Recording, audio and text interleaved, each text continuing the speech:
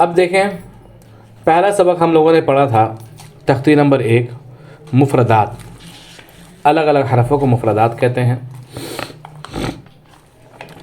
उसका दूसरा सबक में हम लोगों ने पढ़ा नुक्तों की पहचान। अब हम लोग पढ़ेंगे इम्तिहान। सबसे पहला देखेंगे कि पहला हर्फ कौन सा है। यह है ता। दूसरा हर्फ फ़। इम्तिहान माने एग्ज़ाम, यानी पहले तो लिखा हुआ था अलिफ बा ता सा लाइन बाय लाइन। अब ये क्या है कि अलग अलग तरीके से लिखा गया है अलग अलग जगहों पर, यानी कि वो सेटिंग बिगाड़ करके, ताकि लोग हर्फ को पहचान सके। ये ता है, ये तो है, ये सा है, सीन, शीन, सौद, हा, हा, खा, क़ाफ़, ज़ाल, ज़ा, ज़ाद, ज़ा, अलिफ, ऐन, नून, बा, फा, गैन, या, जीम, मीम, लाम, दाल। ये थे हुरूफ के जो है इम्तिहान। यानी ये पेज को आप स्क्रीनशॉट ले लें और फिर पढ़ कर देखें।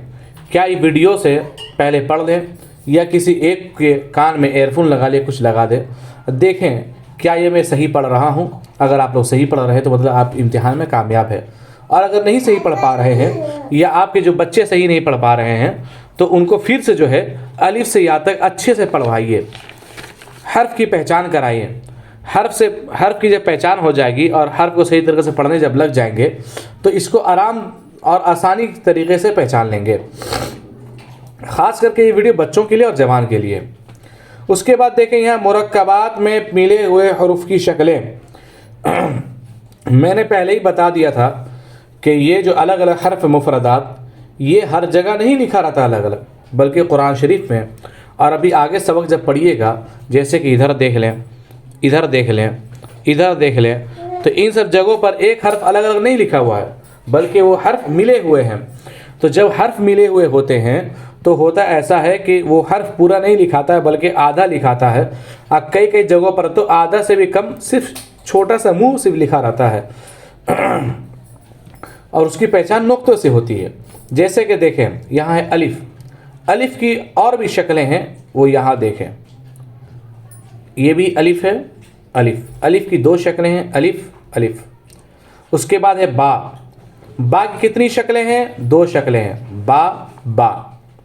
इस तरह भी बा होता, देख लें, नुक्तों से पहचान होगी।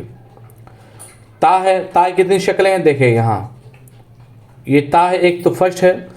सेकंड में जो है ये हा है, जो देख सकते हैं आप, ये हा है, यहाँ हा है। बस उसी हा के ऊपर 2 नुक्ता जब बना रहेगा तो समझ लेंगे ये ता है। उसी तरह ये है, ये भी हा की शक्ल है, लेकिन अगर इस पर 2 नुक्ता बन जाएगा तो इसे हम ता पढ़ेंगे। उसके बाद देखें जीम। जीम यहाँ भी आधा कटा हुआ है, एक शक्ल तो ये भी हो गई और दूसरी शक्ल ये है दाल। देखें, दाल एक शक्ल ये है, दूसरी शक्ल ये भी है। इस तरह के भी दाल आगे जाकर लिखाया जाएगा।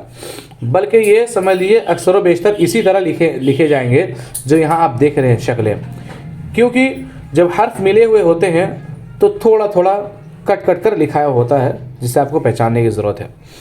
देखिए, ये है आइन। इसे अब हमज़ा ना समझें, इसे अब हमज़ा ना समझे।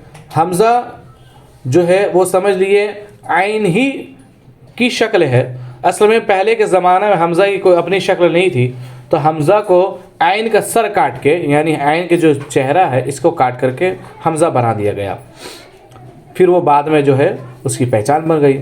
तो जब भी छोटा सा लिखा रहे तो ये हमज़ा, लेकिन जब बड़ा थोड़ा सा लिखा रहे तो वो आइन समझ लीजिएगा। उसकी 2 शक्लें और हैं आइन के। देखिए यहाँ ये और ये, यानी ट्राइंगल। ऐसा हर्फ आ करके किसी हर्फ से मिलते हुए जा करके फिर ट्रायंगल जब ऐसा बन जाएगा, ऐसा अगर ट्रायंगल जब बन जाएगा तो वो आइन की शक्ल रहेगी।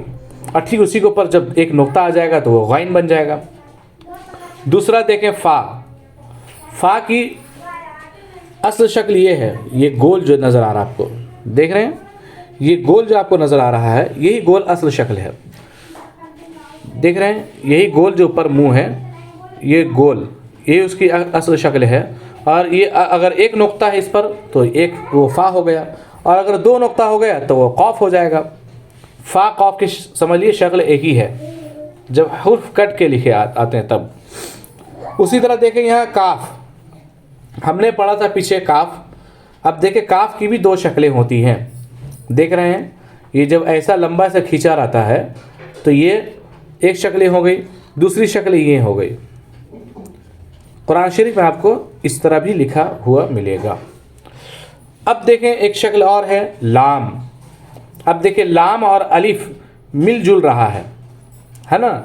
तो एक अलिफ और लाम के खासियत मैं आपको ये भी बता दूं कि अलिफ के बाद जो भी हर्फ लिखा रहता है, जब अलिफ की शक्ल में अलिफ के बाद जो भी हर्फ लिखा रहता है तो वो अलिफ से सट कर नहीं रहेगा, यानी मिलकर नहीं रहेगा। जैसे कि मिसाल के तौर पर यहाँ देखें, ये काफ है, सबसे पहला हर्फ, काफ के बाद क्या बा है, लेकिन देखिए सट कर है, मिला हुआ है, सट कर है। लेकिन ठीक उसी तरह देखेंगे काफ के बाद अलिफ है, अलिफ के बाद काफ है, लेकिन मिले हुए नहीं है। अच्छा, दूसरी बात यह है कि कहीं भी देखिएगा अलिफ है, अलिफ के बाद कोई हर्फ नहीं है, और अगर कोई हर्फ होगा भी तो वो सटकर नहीं रहेगा, बल्कि उससे थोड़ा सा फ़र्क, डिफरेंस शक्ल में या डिस्टेंस बनाए रखा रहेगा वो हर्फ अलिफ से। और लाम जो है, लाम के बाद कोई हर्फ लिखा रहता है तो वो सटकर रहता है, कई जगहों पर सटकर नहीं रहता है। उसकी वजह रहती है सेंटेंस। जब एक सेंटेंस जब ख़त्म हो जाता है, यानी एक कलीमा जब ख़त्म हो जाता है, जब दूसरे कलीमा शुरू होता है, दूसरे सेंटेंस जब शुरू होते हैं तो वहाँ लाम जो है अलग हो जाता है, कहीं कहीं ऊपर अलग नहीं होता है।